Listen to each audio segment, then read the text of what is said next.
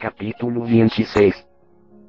E havendo Jesus concluído todas estas palavras, disse aos seus discípulos: Sabeis que daqui a 2 dias é a Páscoa, e o Filho do Homem será entregue para ser crucificado. Então os principais sacerdotes e os anciãos do povo se reuniram no pátio da casa do sumo sacerdote, o qual se chamava Caifás. E deliberaram como prender Jesus à traição, e o matar. Mas diziam, não durante a festa, para que não haja tumulto entre o povo.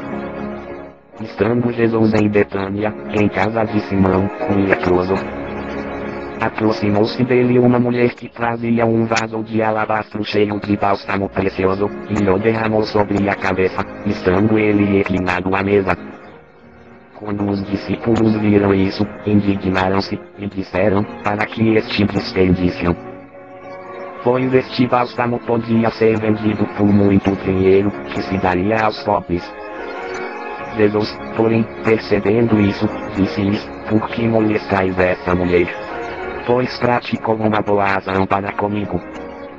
Porquanto os pobres sempre os tendes convosco, a mim, porém, nem sempre me tendes. Ora, derramando ela este bálsamo sobre o meu corpo, fê-lo a fim de preparar-me para a minha sepultura. Em verdade vos digo que onde quer que for pregado em todo o mundo este evangelho, também o que ela fez será contado para memória sua. Então um dos 12, chamado Judas Iscariotes, foi ter com os principais sacerdotes. E disse, que me quereis dar, e eu vou-lo entregarei. E eles lhe pesaram 30 moedas de prata.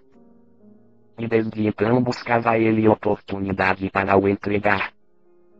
Ora, no primeiro dia dos pais ázimos, vieram os discípulos a Jesus, e perguntaram, onde queres que façamos os preparativos para comeres a Páscoa? Respondeu ele, ide à cidade a um certo homem, e diz-lhe, o mestre diz, o meu tempo está próximo, em tua casa celebrarei a Páscoa com os meus discípulos. E os discípulos fizeram como Jesus lhes ordenara, e prepararam a Páscoa. Ao anoitecer reclinou-se à mesa com os 12 discípulos. E, enquanto comiam, disse, em verdade vos digo que um de vós me trairá. E eles, profundamente contristados, começaram cada um a perguntar-lhe, porventura sou eu, Senhor?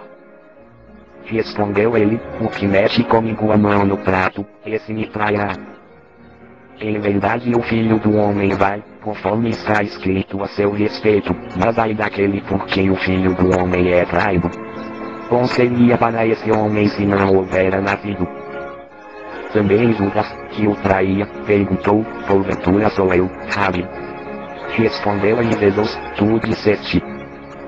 Enquanto comiam, Jesus tomou o pão e, abençoando-o, o partiu e o deu aos discípulos, dizendo, tomai, comei, isto é o meu corpo.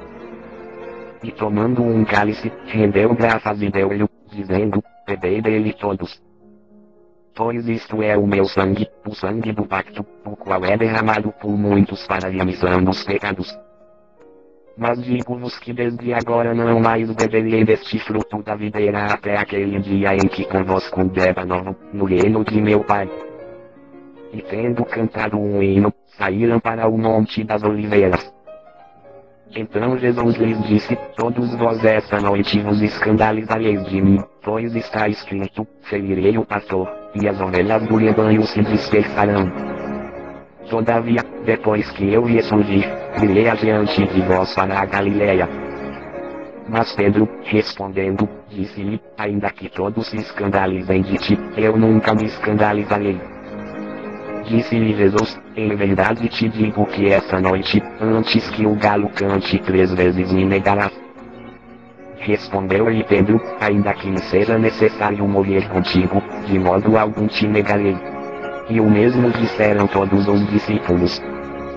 Então foi Jesus com eles a um lugar chamado Getsemane, e disse aos discípulos, sentai-vos aqui, enquanto eu vou ali orar. E levando consigo Pedro e os 2 filhos de Zebedeu, começou a entristecer-se e a angustiar-se.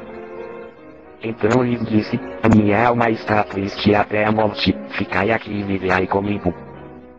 e adiantando-se um pouco, prostrou-se com o rosto em terra e orou, dizendo, meu pai, se é possível, passa de mim este cálice, todavia, não seja como eu quero, mas como tu queres.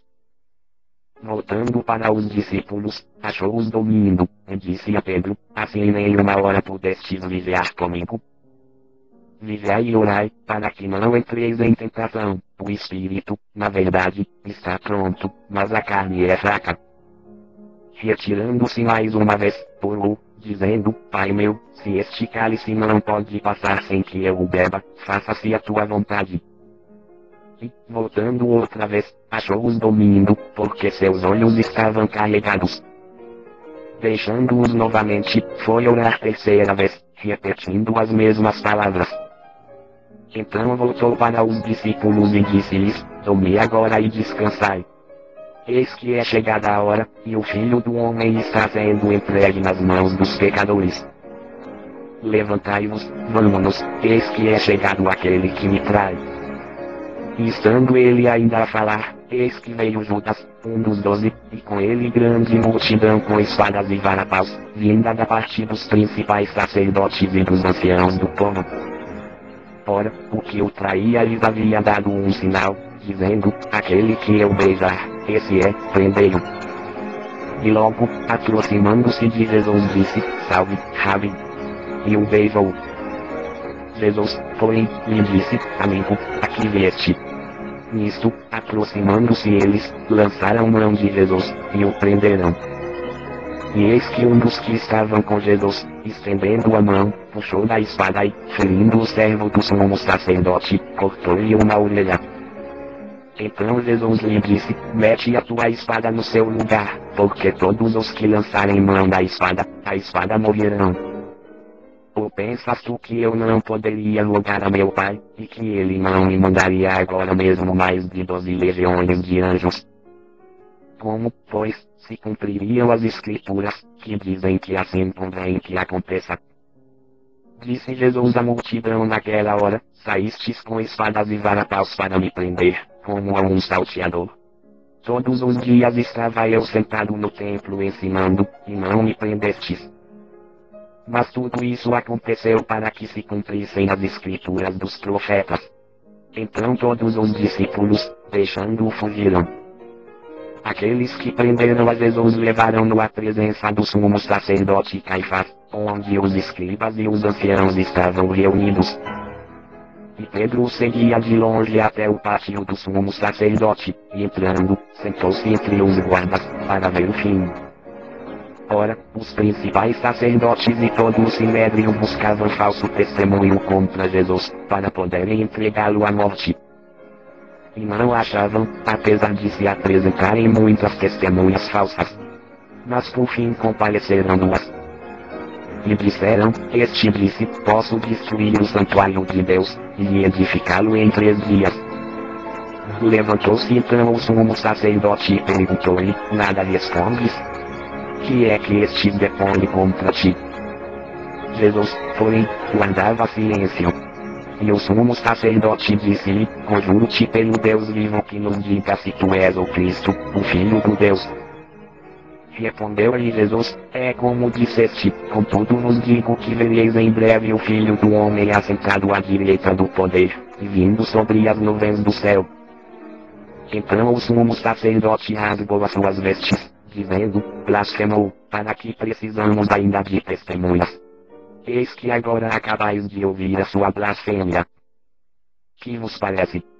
Responderam eles, é réu de morte. Então uns lhe cuspiram no rosto e lhe deram socos.